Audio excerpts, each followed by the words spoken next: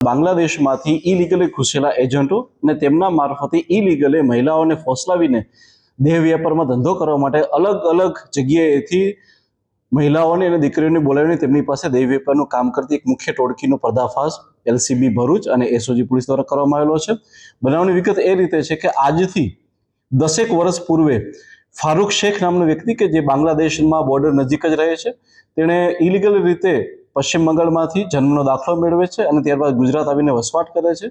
અને ત્યારબાદ જે છે એવી મહિલાઓ કે જે લોકોને પૈસાની જરૂર હોય તેમને નોકરીની લાલચ દેખાડીને બ્યુટી પાર્લરમાં કે મેડ તરીકેનું કામ કરવા માટેની લાલચ આપીને ખૂબ સારી નોકરી મળશે તેવી લાલચ આપીને અલગ અલગ જગ્યાએથી આવી મહિલાઓને ગુજરાત ખાતે બોર્ડર ક્રોસ કરાવીને લઈ આવવામાં આવે છે। પોલીસે અત્યાર સુધીમાં આવી રેડ કરીને 14 જેટલી મહિલાઓને રેસ્ક્યુ કરવામાં આવેલી છે। આ તમામ મહિલાઓમાંથી 12 મહિલાઓ બાંગ્લાદેશની છે અને 2 મહિલા જે છે એ પશ્ચિમ બંગાળની છે। આ તમામને રેસ્ક્યુ કરવામાં આવેલા છે અને તેમને પોલીસ દ્વારા જે છે એ સેન્ટરમાં રાખવામાં આવેલા છે।